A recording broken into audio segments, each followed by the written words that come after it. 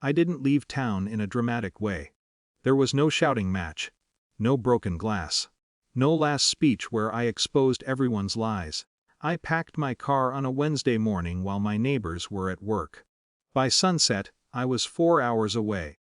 Driving toward a city where nobody knew my name, or the version of it my brother had ruined. The wedding photos showed up online a week later. My brother in a navy suit, her in white. My mother smiling between them like nothing had fractured. Under one of the pictures, someone had commented, "She chose the better son." My mother liked it. That was the last thing I saw before I blocked them all. The rumor had spread quietly. That was the worst part. I had cheated apparently.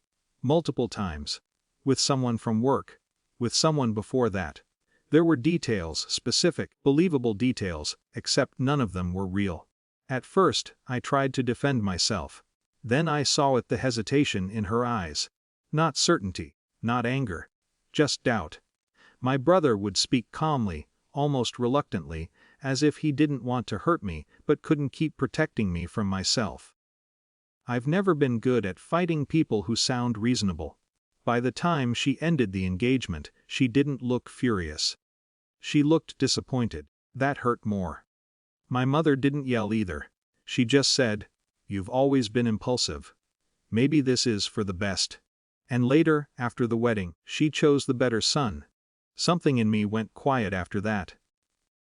The new city didn't care about my past. I took a mid-level operations role beneath my experience. I kept my head down. I didn't tell anyone about the family business back home.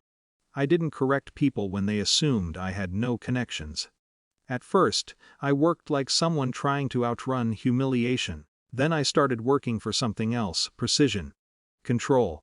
Reputation that couldn't be undone by a rumor. Promotions came slowly, then faster. I built a reputation for solving problems without drama. For cutting costs without cutting corners. For speaking less and delivering more. Investors notice that kind of thing.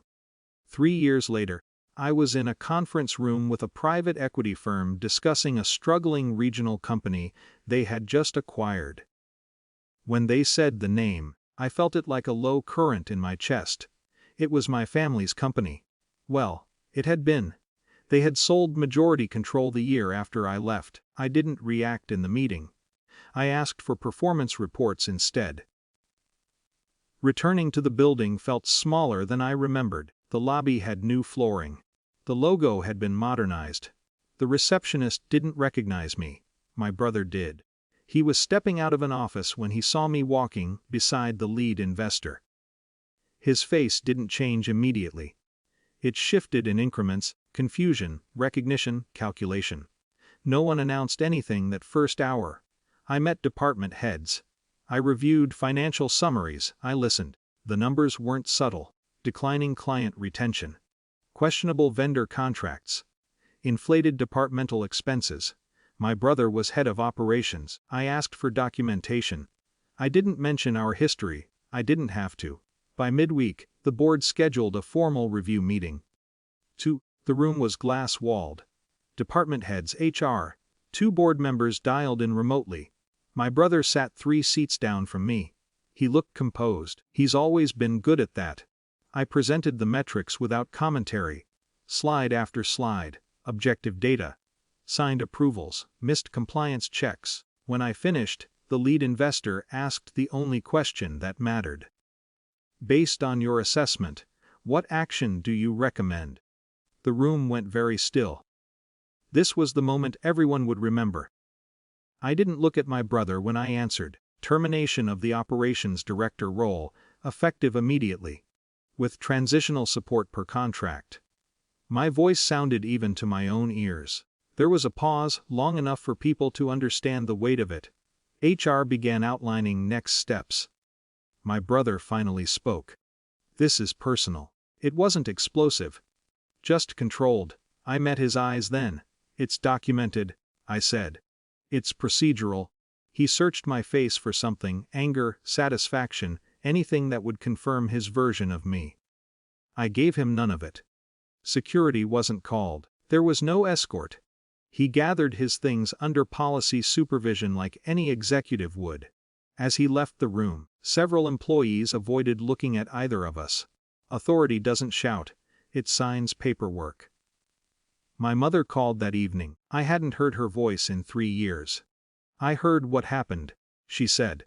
Of course she had. There was no accusation in her tone. Just something thinner than I remembered. "You didn't have to do it like that." I looked out at the city lights from my new office. "It was a board decision," I said. A long silence. "He's your brother." Yes. She didn't apologize. I didn't ask her to. When we hung up, I didn't feel triumphant. I felt steady. That surprised me. For years, I thought this kind of moment would feel like balance restored through impact, a dramatic correction. It wasn't like that. Firing him didn't erase what happened. It didn't return the engagement. It didn't repair my mother's sentence. What it did was simpler.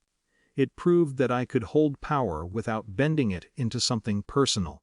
3 years ago, I left because I couldn't compete with a story that wasn't true.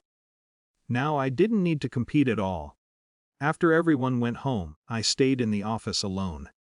The building hummed quietly around me. I sat at the head of the table where he used to sit, not to savor it, just to understand it. Dignity, I realized, isn't about winning. It's about becoming someone who doesn't need to.